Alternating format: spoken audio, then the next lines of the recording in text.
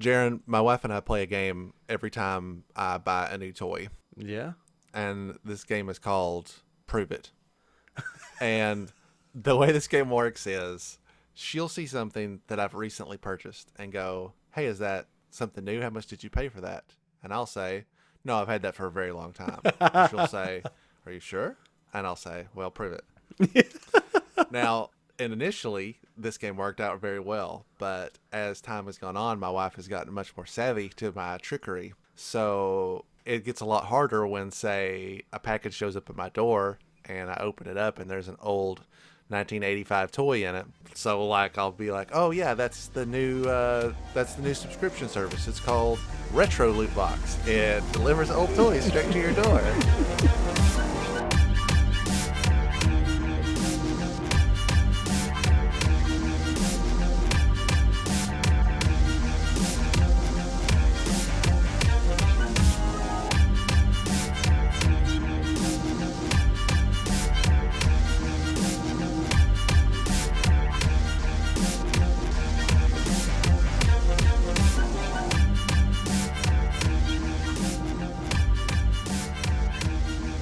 Hello, everyone, and welcome back to Anything Joe's, a collaborative journey through the world of G.I. Joe. My name's Greg Engel, And I'm Jaren Decker. and we'll be your host today. Today on Anything Joe's, we're going to take a second and catch our breath and fill you guys in on the stuff that we have picked up in the last little bit. Basically, anything that we've picked up since Kentuckiana up to JoeFest, pretty much, which surprisingly is a lot more stuff than I thought I had been buying. Yeah, I was like, man, I haven't bought anything Joe in a long time. And then I started making my list, and I was like, okay, I actually have bought a decent little amount of Joe. Yeah, it's funny where I've been packing up for our move, basically something will come in and I will put it right back into another box because I don't have the room to mess with it. So a lot of this stuff that I'll be discussing, I've really only seen in passing as it goes from one box to the other. Oh, that's so sad, not being able to really get it out. It is, but at the same time, I'm excited for when we unpack because it'll be like Christmas Day all over again. Yeah, it'll be all these new toys that you forgot you bought. Yep. So I am looking forward to that day whenever it comes. But let's start at the very beginning. So we're going to back up to Kentuckiana. Even though Jaren wasn't able to attend, well, I was able to pick up some stuff for him. And now is a good chance to kind of get that feedback where you've had a little bit of time to explore and see what you think about them and how that's led your collecting bug from there. So I'm going to talk a little bit about my experience at Kentuckiana because we haven't done that yet. I meant to record something earlier about it, but it just never seemed like the right time. I'm always a little weird about talking about like quote unquote loot hauls because I feel like it always kind of teeters on that like bragging rights. But that's not what this is about at all. This is just talking about us searching for good deals, me filling holes in my collection. So I hope you guys don't listen to this and go, well, that guy just likes to talk about how big his collection is. And while that is actually true, it would never. Everybody's collection is unique. Well, one man's trash is another man's treasure. So I hope you guys don't take it like that. I love hearing about everyone's collection, even people that are completists that are finding the tiniest little microphones to people like Jaren that are just getting into it and discovering the pieces that excite them. So my experience at Kentuckiana was great. It was obviously is a weird time to go to a convention and was unexpected that it reached completion because even at the last minute I thought surely they're not going to allow this to happen, but it did, and it went very well. And I say that because I went and I didn't get sick, so they must have done something right. I didn't really know what I was looking for when I went to Kentuckiana. I am almost always searching out for good deals on convention exclusive from years past. I never got to go to any of the official Joe Cons, and I love all of the figures that those guys had put out. So I've always had to buy them secondhand. They're always insanely expensive. And so that list is something that I have been working through very slowly because it's such a commitment to buy one of those figures and it can sap away my entire budget at least.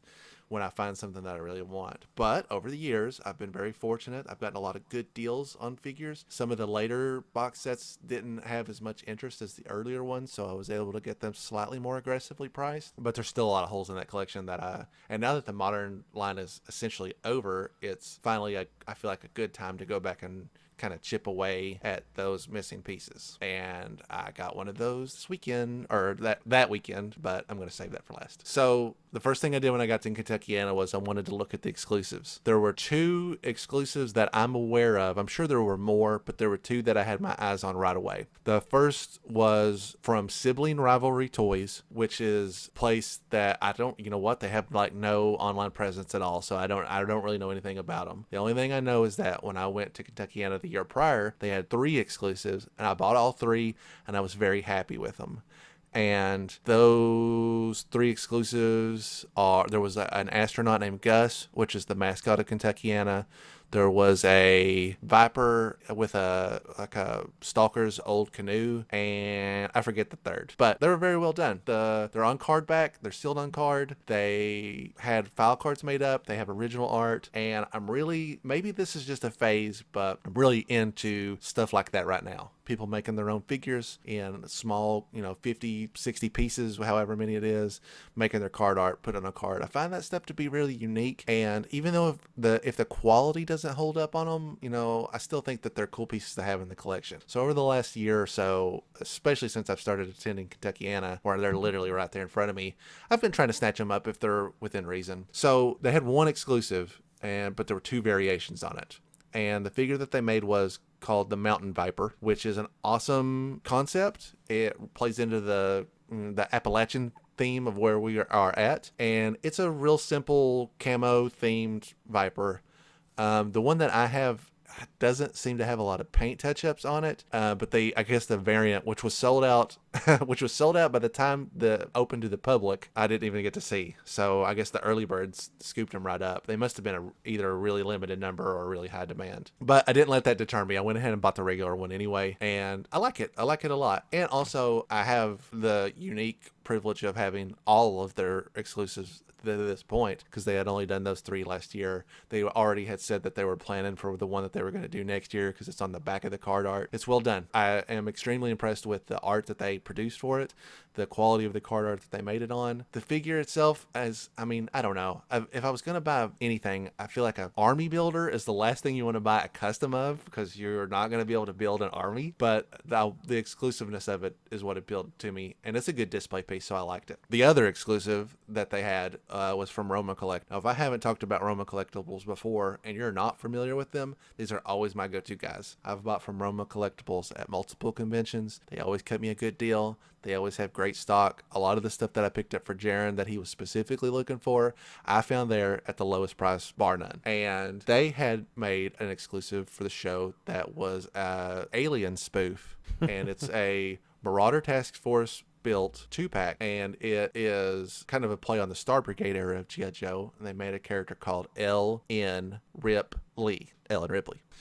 And it comes packed with an actual alien, which they're calling the Lunatrix, which is also a play on the Star Brigade era, because those are the aliens that they fought. I mean, somehow, somewhere. There's no continuity for that stuff, because it never happened in the cartoon or the comic. But so I picked that 2-pack up. I didn't really want an alien that looks just like the alien from Alien, but it was all or nothing, and I did really like the Ellen Ripley figure, so I went ahead and pulled the trigger on that. So I'll say briefly that I have some pros and cons with this figure. I think the price was right. As a matter of fact, don't hold me to this, I think it was like $50 for both, so it wasn't exactly breaking the bank. Even if you're getting an alien figure that you don't want, I'll find something to do with that at some point. And the Ripley figure is real well done. It's all painted, mostly painted. It's put together well.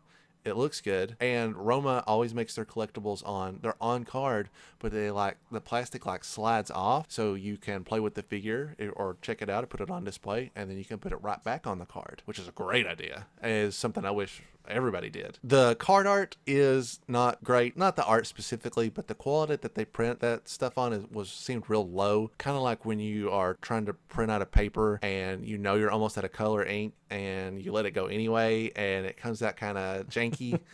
That's kind of what that reminds me of. That's the biggest con, is that I felt like the backing card art is suffering a little bit, especially for something that you are hoping to display. It just didn't really kind of have that pop that you're hoping for in a piece like that. It's certainly not compared to the sibling rivalry toys, but I guess that offsets the cost of the figure a little bit. So I am understanding. I don't want to seem like I'm critical of it. I bought it and I like it, so no big deal. And again, those guys are great. They have a wide selection of stuff, not just G.I. Joe stuff there. And he has by far the greatest selection of international figures, rarities, variants, con stuff, the stuff that the hardcore collector like me, I'm always like, stuff you don't normally even see in person. He's got cases of it. So I love dealing with Roma Collectibles, and we'll always talk to them first. As a matter of fact, the other Kentuckiana that I went to, I bought a bunch of con exclusive stuff from him there. This has been 4 years back at least, and he cut me a great deal. I was like, I need this Joseph Colton figure, which is very expensive, and I had picked out an Iceberg Con mail away exclusive that I missed out on. I got something else.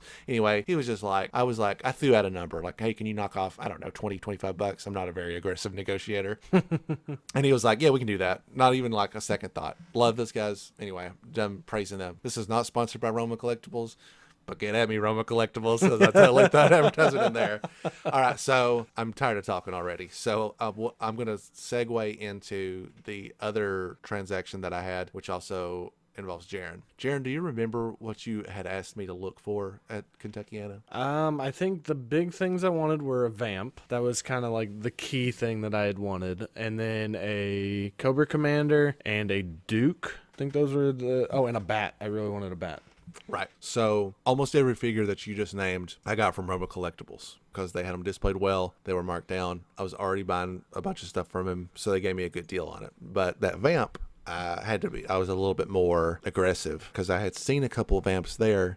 And although the vamp typically stays in good condition, like the vamp is pretty durable. I've had one since I was a kid, used it on every mission. We've talked endlessly about how much the vamp is just a great all-purpose vehicle. But I was looking for one that was in the best possible shape based on my options there. And there were a few vamps there that I kind of eyeballed. But the thing that kind of tipped the scale was I went to a place that's run by Todd Henderson. He runs a place called Destro's Toy Den. And I have done a lot of business with Todd through the Facebook marketplace. And he always has great stuff. He always has great prices. So I went and looked at the stuff that he had out. And he had a lot of vehicles and had sold just tons of lots of stuff even by the time I got to him.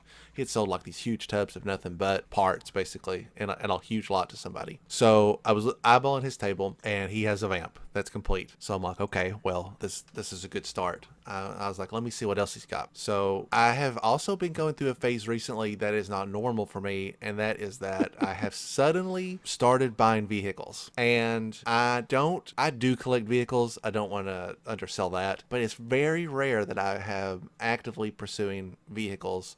And it's been like that, I don't know, at least 5 years. I really went through a hardcore phase where I was only buying the figures because I really wanted to complete my vintage figure collection. And now that for the most part is out of the way, I guess vehicles are starting to catch my eye again. So I had gone through a phase. I keep saying I'm going through a phase, but it's really, I hit a wall where I had a lot of vehicles that I had as a kid that were in very poor condition, barely usable for custom work at this point. So I made the decision, for the sake of room, that I would basically clearance all that stuff out. And if I ever decided I wanted it again, I would look for one that's complete, that's in good shape. Because, it's like the old saying, if you love something, set it free. And if it loves you, it'll come back to you. So it was like... It's a perfect analogy. So I cleared a bunch of stuff out. Vehicles that I had as a kid that I played with a lot, and it showed. I got rid of a Mamba. I got rid of a Mean Dog, Dreadnought Cycle. I mean, like, I could go on and on. I got rid of a lot of vehicles that are great vehicles that they were just too far gone at this point. And I'm extremely easygoing when it comes to how I collect things, but there comes a point where you're like, I could buy a complete one and it would probably cost less than just repairing this one.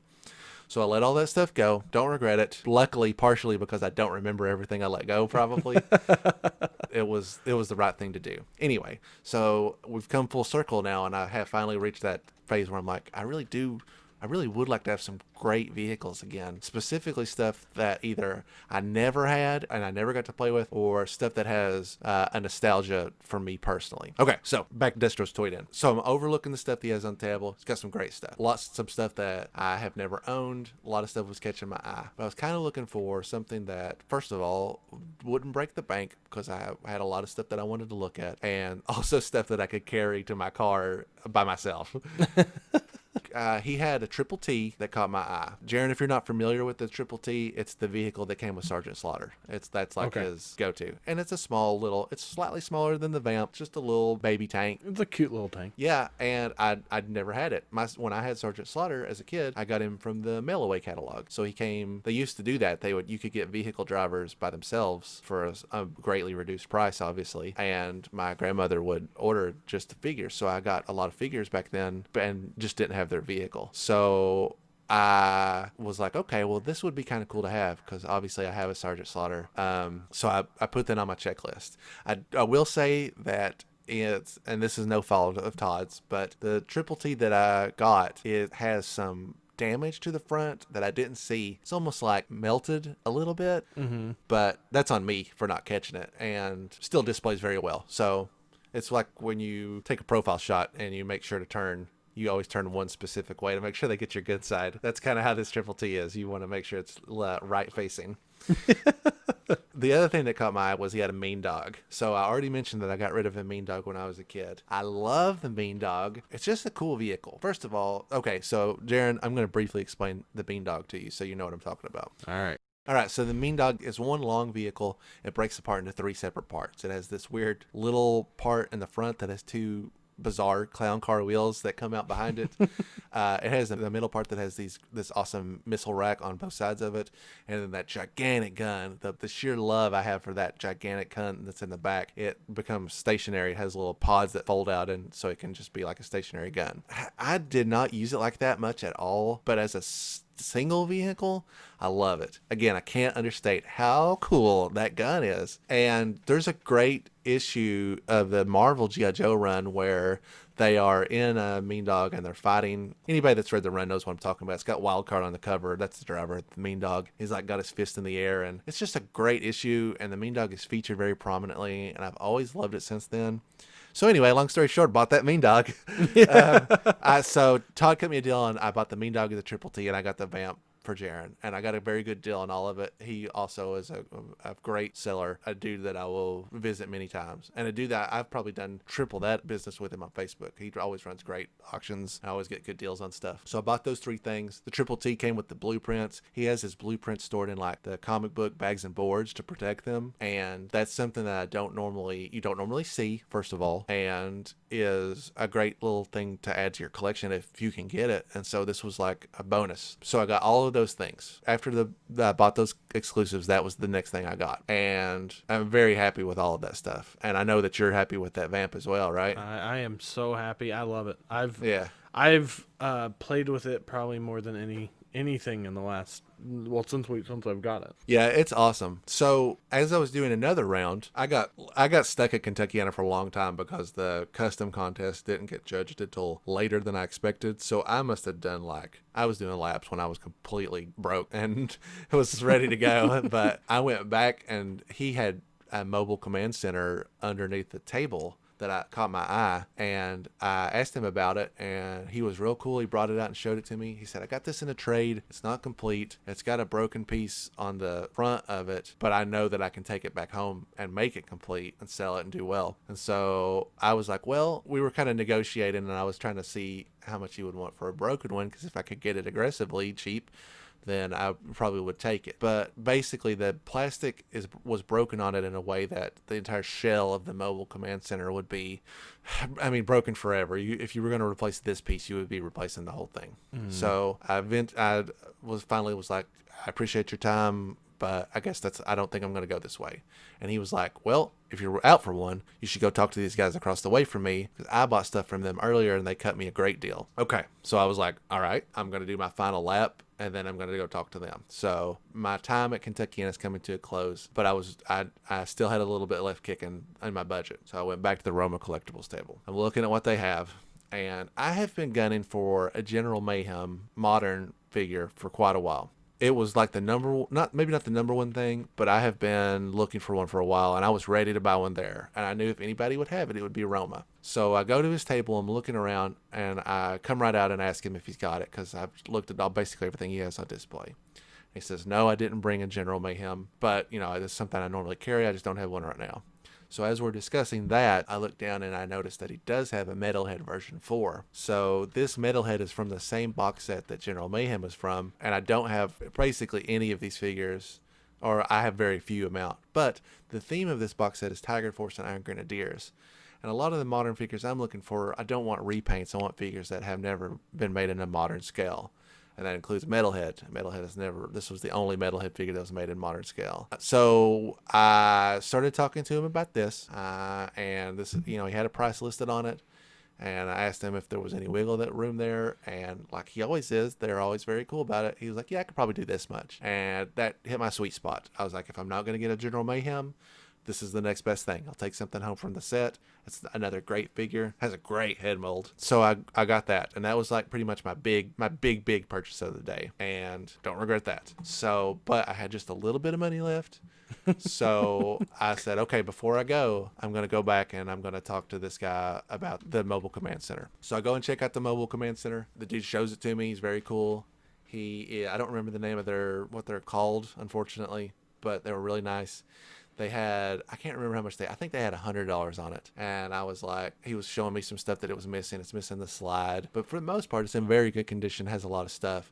Is one of the only bigger vehicles or play sets. It's one of the bigger ones that I don't already have. So it was on my radar right away. So I was like, I have exactly $75 left in cash. I was like, if that appeals to you, then we have a deal. And he said, without even thinking about it, he was like, yeah, it's yours. So I was like, awesome. I've never had a Mobile Command Center. It's a great piece and will not require a lot of work to complete. So he was trying to put it in a box. It was breaking out of the box. The thing was very large. That's the other thing about going to a con, is that buying bigger pieces like this at a con are necessities, because the shipping on stuff like this will kill you. Yeah. Anyway, that ran long, but that wraps up my trip to Kentuckiana. I got a lot of great stuff. I saw a lot of cool stuff. I was extremely happy with it. And there was some stuff that you got also, Jaren, right? Besides the figures that you were looking for, I brought you home some other goodies. Yeah. So in addition to, he picked up a bat, which was cool, modern era bat. Then I got a Duke, modern era Cobra Commander. All great figures. And it was the hooded one, which was the one that I like the hooded Cobra Commander a little bit more. I mean, I like all versions, but my preference is the hooded version, because I just think it's fun. So got the Vamp, but also there's quite a few little my first O-ring figures. Duke, Bazooka, and then probably the one I like the most is the Lowlight. I think he's a great figure, so I'm gonna track him down and get a few more like of his different versions, because this is the version 1, so got to get the rest of them now. Yeah, those were also like kind of cheapy beater figures that people were selling. I thought, man, these are not so far gone that they wouldn't display well. Certainly a Lowlight version 1. I was like, yeah, okay, man, absolutely, I'll give this guy a home. And probably my second favorite of the ones that you got me is actually Beachhead version 3. I love the colors on him. It is so weird and fun and just bright. I love it. Battlecore era is pretty weird. They took some figures in some radically different directions, but I enjoy some of those figures as well. Certainly, I don't know. I think there's at least expresses some creativity. There's not a lot of people that are going to go, yeah, I prefer this Beachhead, but I still think that's a cool, I don't know, variation on a theme. Yeah, it's definitely weird and different, so I understand, but I mean, and I'm not saying that he's better, but I just think he's fun. He's a fun color. First thing I did was I put these guys both in my Vamp and drove around for a while, so it was That's pretty awesome. fun. I'm trying to think what else. There's a few figures that were there that were really cool, but really the Vamp and those few figures were like my top of the list. Everything I asked for you got, and more, so it was great. So post Kentuckiana, what have you been picking up since you got that Vamp and the figures? Whew. Well, one of the things I got was another vamp. So you can never have too many vamps. I'm gonna end up with way too many vamps. As I just said that you can't have too many. I love the vamp. It's my favorite vehicle, so I'll have a lot. I picked up another Cobra Commander after that so that I could have a hooded one and one with the like the more traditional like face visor looking thing.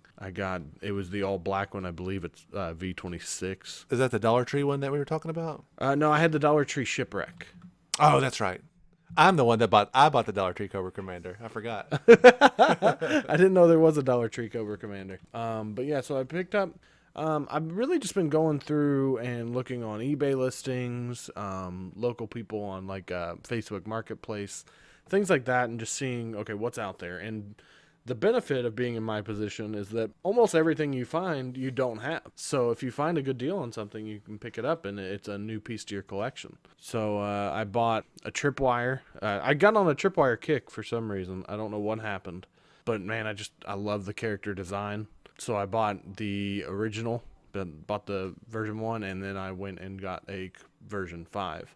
And both of those, I got the complete ones, so that was fun, even with the little mines. Trying to track down the original mines were fun, because I bought the figure, the backpack, and the mines all separate. That is an incredibly unusual character to focus in on. Do you know why Tripwire? I honestly don't. I think, at least in my mind, the reasoning is that he looks cool. Mm-hmm. That's really the gist of it. I've always thought like the kind of like little metal detector thing. I think it's fascinating. His design is cool. I like his kind of like character bio where it's like, he's basically a klutz until he's dealing with explosives.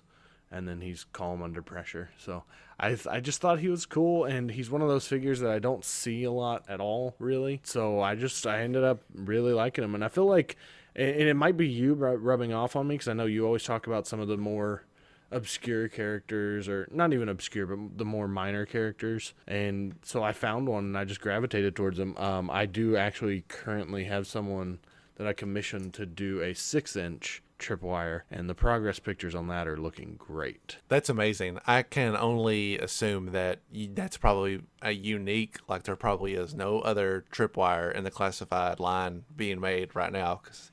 So I think that's extremely cool. Yeah, I think it'll be great. Once I get him, I'll definitely post some pictures on our Instagram, because it's been fun. I'm trying to think what else. I bought a Flint, the modern era, but the Tiger Force version of Flint. Mm-hmm. And that was another one of those ones. I was just scrolling through eBay listings, and he was under $10, and I was like, well, it's complete. I've got his file card, all of his accessories. I don't feel like I can pass it up. Yeah, that's a great deal. There's a lot to be said for modern figures that are so common that they're affordable, but are still great figures. I envy you having that ability to just go in and find some cheap figures that are still absolutely amazing. Was it already opened? Yeah, it was already opened. I know you're an opener, but yeah. So it was funny because the guy actually sent it was like the file card, and then it in like its own little protective thing, and then he shipped it in a bubble mailer, and I was like, oh well. Yeah, that's great. I was like, okay, well, but those are my like random just eBay finds. I think that's pretty much all that I. Oh, and I got a Hawk, but one of the newest version of Hawk, whatever his naming convention is. The Pursuit of Cobra Hawk. Yes, that one. I liked the way he looked, and once again, he was a really good deal on eBay. So I was like, well, let's go ahead and pick him up, and I'll eventually have more versions of him in a more traditional version, so it'll be cool. But I'm in a very lucky spot that I can kind of grab whatever. I have no rhyme or reason to what I'm collecting and in what order, so I'm not going by series or anything like that. I have so many options available to me. I can just kind of buy as I go. I don't think there's any better way to do it. You shouldn't feel obligated to collect in any certain chronological order or completionist era. It should just be about get what you like, dude. Yeah, and in doing so, I went out to a flea market and got to use you as a resource to help out. I sent you a message and found a Zammot and Tomax version 1 complete for a pretty good price. I mean, cheaper than they were on eBay. and in actually pretty good shape. The only I've only got one little issue, and that's with the eyebrows on one of them. A little bit wonky, but not terrible. Just like rubbed off? No, it's like it's weird. It looks almost like it may have gotten warm at one point, so it's just a little bit. Like he's giving you a little. Yeah. He's giving like the Dwayne Johnson eyebrow raise. Oh, okay, awesome. And I'm like, okay, well that's a little bit weird, but it doesn't look bad. I think a little bit of paint would really help it, which I'll eventually try down the road after I get practice. And then actually the steal of the day was, and I had sent you pictures because I had no idea. All I knew is they were G.I. Joe and they were vehicles. And I was like, are these good? Like, I'm going to buy them just because of the price. They were like, let's see, they were $299, and I think one was actually $199. That's insane. Can I just say that's insane pricing? You couldn't buy a single part for any of those vehicles for that price. So to get a vehicle in any condition for that is amazing. So I got 3 vehicles. The first one being the Tiger Shark, which I think is just such a cool vehicle. Like the coloring on it, I guess the Tiger Force design on it, super cool. I need to track down quite a few pieces, but with a starting point of, I believe that was one of the $299 ones. With a starting point of $299, I can slowly build it up and I'll be having no issues. I know for a fact that I have a part that you were missing from this Tiger Shark, and when I unpack, I will make a point to put it out for you. Actually, if I'm not mistaken, the Tiger Shark was one of the vehicles that didn't make my cut when I was weeding stuff out, but I guess something got left behind, so I will hook you up. Heck yeah. I think it's the gun on the little rotating part in the top. Yeah, that's one of the ones I'm missing. I'm missing a missile, and then I'm missing kind of the back assembly with the fan and stuff. It's actually not in that bad of shape. Like, it's almost seaworthy. It just wouldn't be. It has no propellant. So that was the first one, and I think it was really cool. Then I got a Rage, the Cobra Rage, which, as I looked at it, it actually has a few more of the pieces than I think I had sent you pictures of. Like the little front piece that like flips down, and then the little gun that's in there, and then actually a few of the side pieces were actually just in there. Are you playing with it right now? Yes, I am.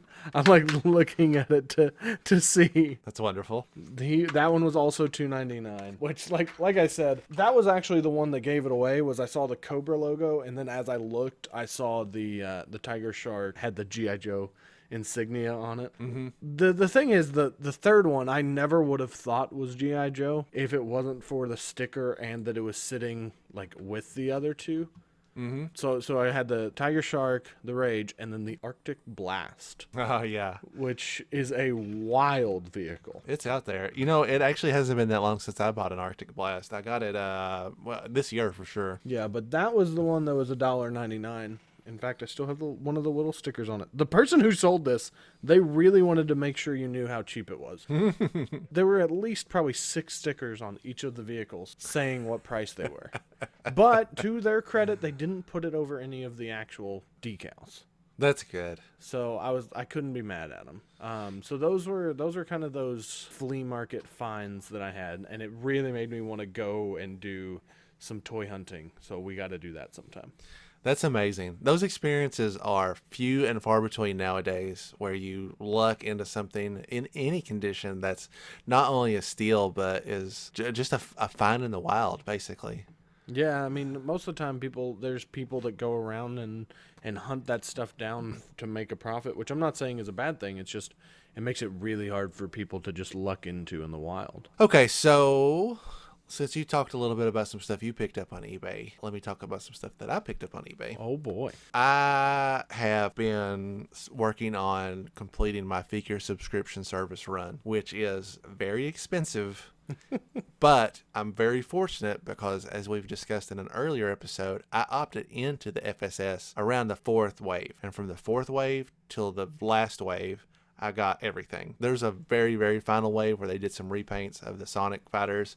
I got a couple of those, but not all of them. But all the figures that were good from 4 on, I have. So over time, I've been very slowly working on those original 3 waves, trying to get good deals on the ones that I'm missing, weighing which figures I really want and which figures I could do without. And I picked up not 1, not 2, but 3 FSS figures from FFS 1.0, the very first FSS. Oh, wow. Yeah, so the first thing I got was I found a good deal on a dice from Slice and Dice. They made dice first for some reason, and they made Slice and a letter wave. I had bought a dice off eBay from a guy that it's not custom, but it was using different gear. What I mean by that is we've talked before at length how the FSS had to use existing stuff to build their figures, and they would usually just make new heads. Mm-hmm.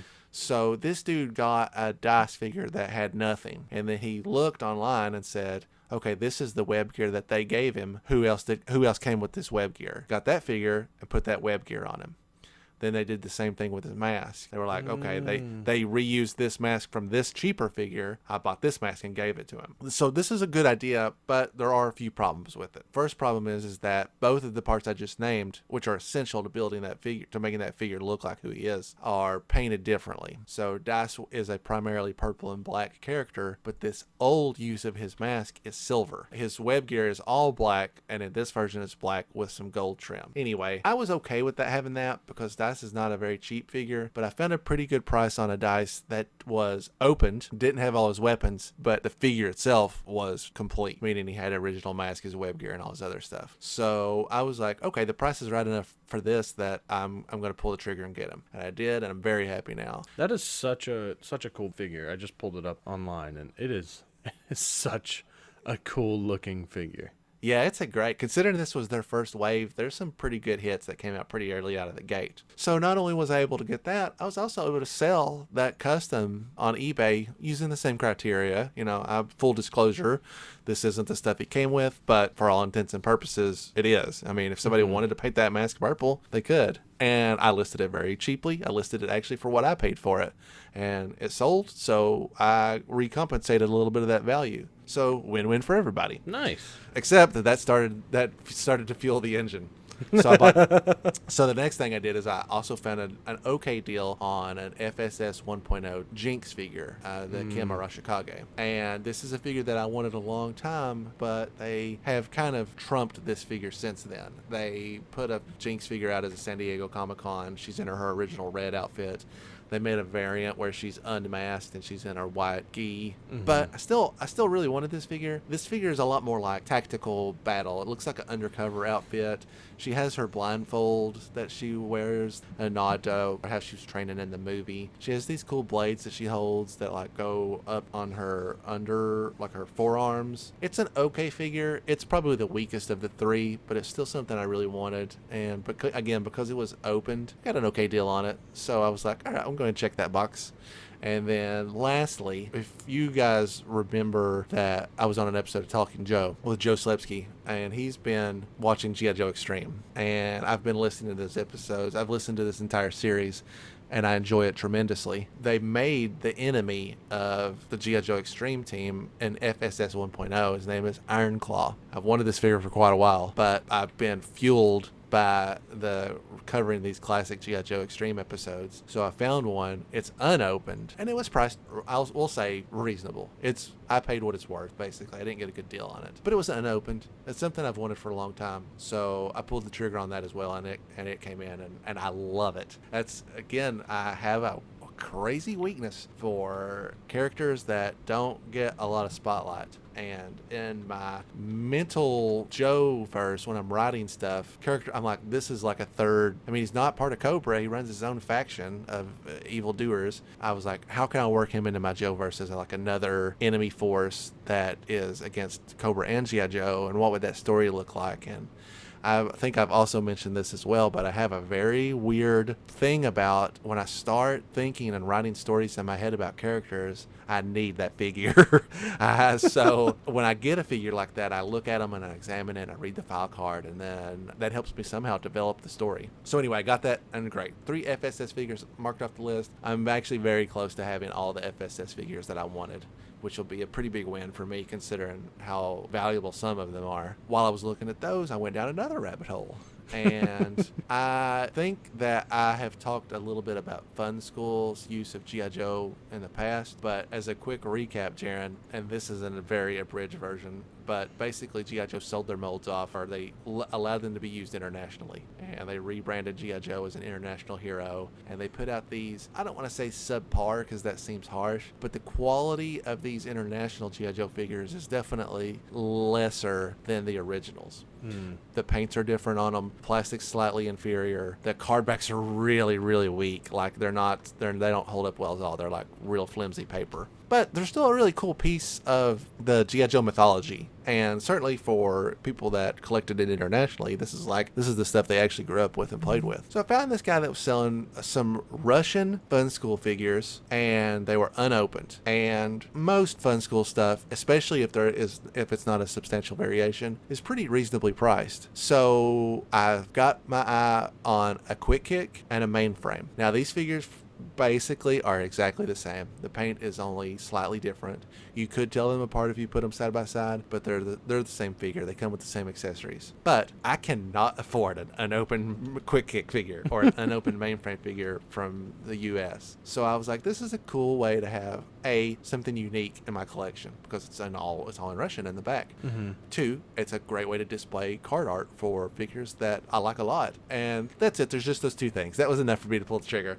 I think they were both around $20 each, which is just an aggressively great deal, and are some of the only Fun School figures that are in my collection. I think I also have a UK Flint that I got from a Facebook guy like a year ago, again for the novelty of being like, he has all his weapons, he's on a card. It's a great display piece. So I bought those. They came in. I'm very happy with them. That's not something I would regularly collect, but it was cheap enough and interesting enough that I wanted to go ahead and grab them and put them in my collection. And then the last thing I got off eBay, which I was really excited to get, and again, it was one of those things I had to pack up, but I bought a complete Demon, which is a vehicle that belongs to Destro's Iron Grenadiers, and is a cool, I'd say medium-sized tank. It's very long, and it like extends out. It has a place where Destro's little despoiler can park on it. It's a pretty popular, maybe not popular, but it's iconic, I think. It has a lot of visual recognition. Has a lot of cool moving parts on it. It comes from that same era as the Mean Dog, where it was featured in the comic around the same time, and I'm very excited to put together. It's complete, which is not something I can say about a lot of my vehicles. It even came with the driver, which even though I had him in my collection, I was like, well, if I'm going to get him, at least I get the whole kit and caboodle. So yeah, so those were my eBay purchases. I mean, those are like really cool. I can't wait until the day that we go and unbox everything that you have and like organize it, because it's going to be just so much fun. So you got some classified stuff, right? Yes, I do. A lot of classified. If we're going back, the biggest thing that I want to say is the Baroness. Boy, she was tough to find. Yeah, that was a hunt. I forgot that we haven't talked about that yet. Yeah, I know. That's what I was like writing my list, and I was like, wait, we have not mentioned a lot of the classified stuff that we've purchased. So there's a decent little chunk here. She was difficult. she really was. So we both got to Target right at open. You got there before open. I pulled up at like 7:55 pretty much, and we were able to get one. There was me, you, another collector. And then there's one other person that came up and grabbed one. I think there was 4. Yeah, he was real blasé about it. He was just like, I'm just here with my kid, just in a cart. I'm like, buddy, the guy that got here in front of us ran here. Yeah, like, yeah. So kudos for your chill demeanor. Yeah, like we were, and I had to work that day, but not until 11. So it was like I drove to work, bought her, and then took her home. And then came back. She was a hunt. Yeah. Dude, I went to another Target that morning because I wanted to have one to open and I wanted to have one to keep sealed. And I waited with this dude for probably close to an hour. And this was after I had worked all night and we couldn't get anything out of him. Like, I felt really bad for him because at least I had one, but they stonewalled us completely. That's crazy. That one's one of those ones that I don't normally go there to buy things because it's a crapshoot. There was some Black Series, some Star Wars Black Series that I was trying to get from that store, and I called them trying to get them to answer. Was like pulling teeth. Yeah, man, I was as nice as could be. I was like, if I can't get it, it's no big deal. But if I have an opportunity to get one and I'm not taking one out of the hands of another collector that's waiting, then I'd like to do that. And it was just me and this dude, and I was there before him. I approached the woman and was like, hey, it's showing you guys have this in stock. They've put it out at other stores. Is there any way at all that you could just go look and see if it, if it pops out at you? And she was like, bah, we don't do that for collectibles. I was like, all right, lady, don't. It's okay, man. Yeah, that's it's crazy how much that happens, like, from that store. But I mean, there's some really nice people there. It's just that toy department, it is hard to get answers from. It is really hard. So she was definitely the hardest one. We were able to get, I know we have mentioned them, but we did get, just as a passing mention, we got Beachhead. We got a couple Cobra Troopers each. We got lucky on that one. So those were really cool finds. I was glad to have them. But then also, just recently, my profit director, Destro, came in. I believe yours did as well. We got that from GameStop. That's a pretty big shocker. Well, you got yours from GameStop. I got mine from Hong Kong. Oh, that's right. But mine ended up only being, like, a couple days before yours. Yeah, Wave 2 has got an even more unusual distribution system, I feel like. It has been very strange. Well, and, like, Gung-Ho and Cobra Commander now, or at least for me, have not been that difficult. We both have Gung-Ho. We both have Cobra Commander. I actually passed up a Gung-Ho the other day because I bought one on eBay it was $25 on eBay. And I was like, well, how am I going to pass this up? Like, that's pretty much what I would pay for it at a store. And that was right after my Amazon order got pushed back. So I was like, well, I'll have this in 2 days, and I don't know when I'll have my Amazon one. So I still have all of the classified figures pretty much. I have still coming from Hasbro Pulse for a second set. I need to go pick up I've got another Profit Director Destro pre-ordered in store to GameStop. Gotta go pick that up. I'm gonna rethink how I do my pre-orders in the future. When I pre-ordered from Hasbro Pulse, I knew it was gonna be dead last. But at that time, I was like, well, if everything else falls through, this will pay off. Mm-hmm. So I don't regret it, even though that stuff shows no sign of shipping anytime in the future.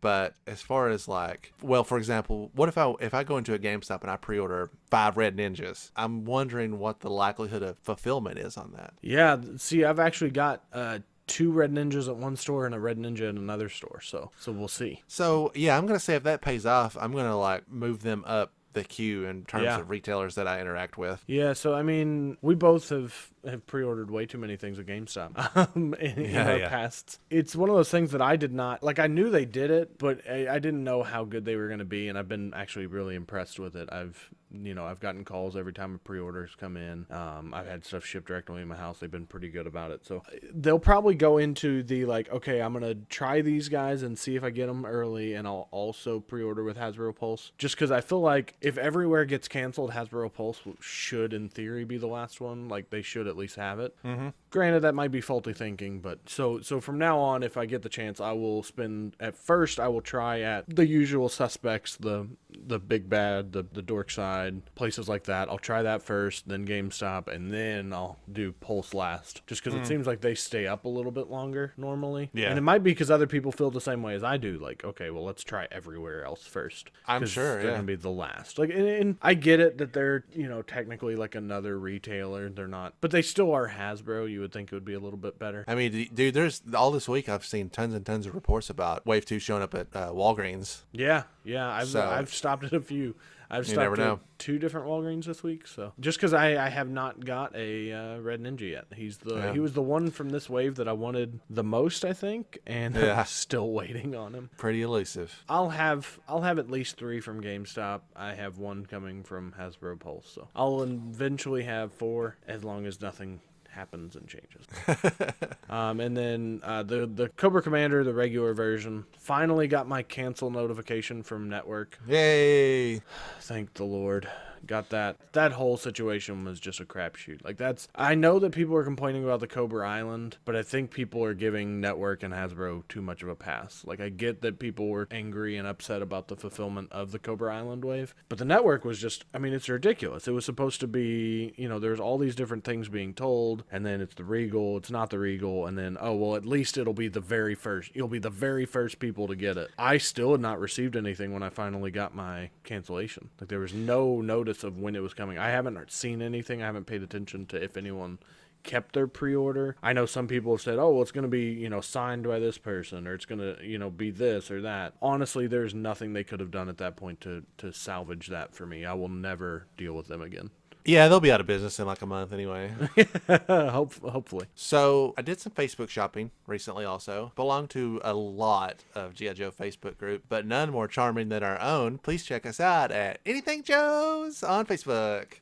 Sorry, I gotta wiggle that in there. I haven't bought a ton of stuff, or I haven't bought a lot of stuff that's worth talking about, but I did find two really good things that I want to mention briefly. I had a dude that was selling some of the figures from the 2007 Tanks for the Memories Joe concept. So in a nutshell, all that concept that I was talking about, they would always do these big, like 12, 14 figure sets. In 2007, the modern line hadn't come out yet, so they were still making 3 3/4 figures. And I've only ever wanted one figure from this box set. I try to really focus in on what I can afford, and that was that they made a Carla Greer, who is the female Doc, and it was the only time she had been made up to this point, and it's a pretty expensive figure. Well, this dude wasn't selling her. But what caught my eye was he was selling 3 other figures from that set. He had a Rock and Roll, he has a Grunt, and he has a Zap. Now, these figures are not what I would call amazing pieces of the collection, but he had them all 3 at a pretty good price. They're open, incomplete in that they don't have all of their weapons. I'm not really a stickler for that. So I was looking at this and I thought, these are actually priced pretty well. So I messaged him and I was like, hey, I see you're selling these 3 guys individually. You want to work out a deal and sell all 3 of them to me and save yourself some trouble. And it turned out that he did. So we reached a pretty good agreement on these 3 figures. He shipped them to me, and now that I have them in hand, I feel significantly different. The Grunt and the Zap figure are okay figures, but the Rock and Roll figure is very good. It is something that I guess I had overlooked because I was so focused on the Doc figure at that time. But I like that figure quite a bit, so I am definitely very pleased that I worked out an arrangement with him. I still hope to get the most of the other figures from this set. It's just I'm not in a hurry. Again, this was something that basically fell into my lap and I got a good deal on it. It's along with all the other mini convention figures that I still need. The other thing that I got a good deal on is there was a guy selling a Conquest of Cobra Mountain. Conquest of Cobra Mountain is a pretty weird piece. As you yourself learned when you were researching it, it's just a reused Star Wars mold. They repurposed it around it's around the Spy Troops era, and it's kind of an unusual base, or playset, I should say. But I don't have it, so I wanted it, and I've looked at it. I've also looked at this for a long time. Conquest of Cobra Mountain is not high demand item, but because of its size, it's pretty expensive to ship. But it's also not so old. Again, if it's in that weird Spy Troops Valor versus Venom era, it's not a high demand. I had looked at them for a long time. I've even bid on some before that had been unopened, but this dude was selling a loose one. It's missing like 2 pieces. It's missing a front door, which I know is kind of a big deal, and one other piece, but price was pretty aggressive. So I messaged him and talked to him about it. We worked out a deal where he would take it out of the box and ship it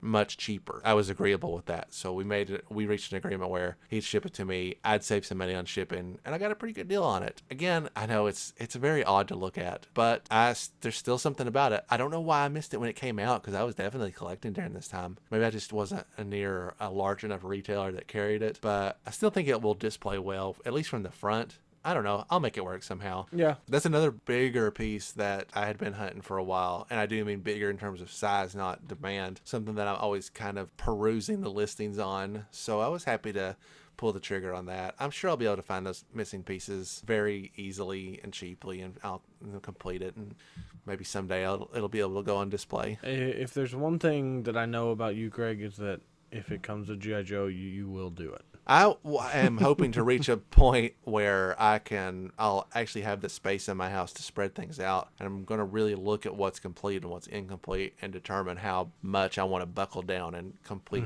the incomplete things. So I would like to focus on that for a while. I like that. The stuff that I've talked about just in this episode, the Mobile Command Center and this Cobra Mountain, like I want to finish those off and make them complete.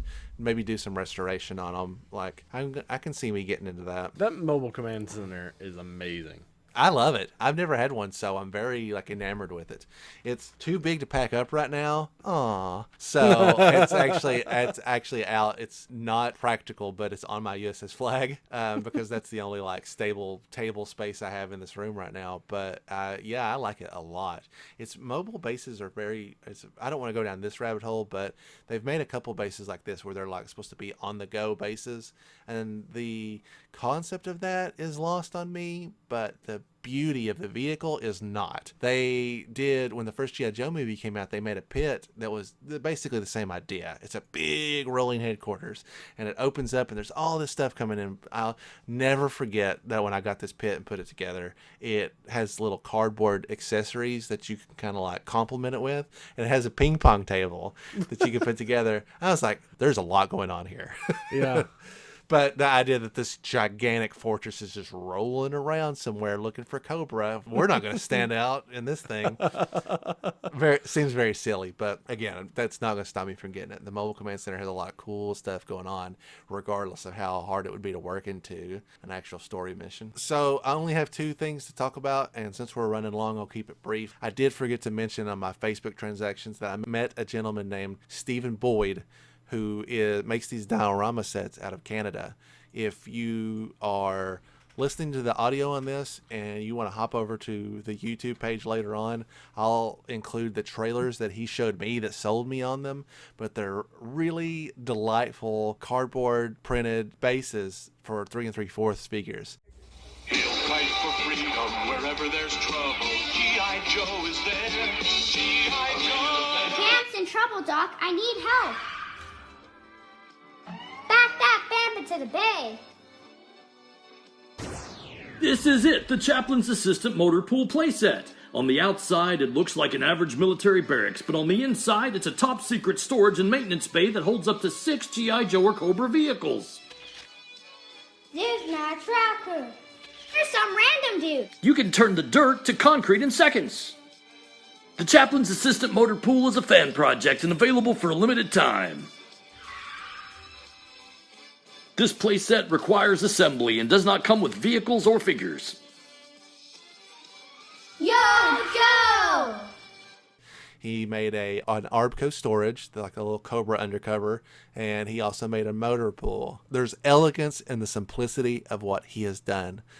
He made like 40 of each, I think. That number, it might even be lower than that. They are charming and really fun to put together. If I'd had this as a kid, it would have been like, I would have been over the moon. They're delightful. They have Easter eggs. They're just big enough to like really set the stage for a playset for 3 3/4 figures. I love them. So make sure you watch those videos if you can, because it's 100% worth it. And I'm even more pleased than I expected to be with them. The last thing that I want to say is that I got some JoeFest exclusives as well. Kind of doubling back to where we started, looking for con exclusive stuff specifically. I was able to get the Screamin' Eamon Customs Viper glider, which is a take on the older like paper airplane style gliders that they made back in the day. I haven't assembled it yet, and partially that's because the box art for this is beautiful, extremely well printed, high quality. It looks great, displays extremely well. I am very pleased with it, and they are making a Falcon glider, I think is what it's called. It comes out in November. So if you see this and are interested in it, it's not too late to pre-order that, and I'd highly recommend looking into it. The in-hand product is pretty exceptional. And then the last 2 things I got were I got 2 of the 6 Roma Collectibles exclusives that they were offering, and they're both Action Force nods. I got the Baron Ironblood, which is an O-ring 3 3/4 hand-painted figure that I like a lot. He has a very unique helmet that always interests me. And then they also made the Red Jackal, which is a variation of a Destro-esque character, and that's made in the modern figure. Less paint involved, but better looking figure overall. And also, it would be uncouth of me to not call out that the card backs on these is completely different than my complaints in the beginning. I think the card backs on these are really well done, much more vibrant, and will display extremely well. Yeah, I'm excited to see kind of the next event and what those exclusives are. Maybe those will be the first ones I really jump jump on. Yeah, so they just announced the Kentuckiana coming up at the first of next year, which is great because that means we'll probably have 2 Kentuckianas per year now. I could not be more excited. I'll support the heck out of that. And we're definitely going. I am setting that time aside. I've already checked my schedule, and that'll be my off weekend. So it's perfect. Unless 2021 is going to be even worse than this year, that we anticipate that we'll be there. And if you are also planning on being there, we would love to hear from you or meet you or whatever. And that brings us to the end of the episode. Sorry that we ran a little long this time. Again, I bought more stuff than I thought I did.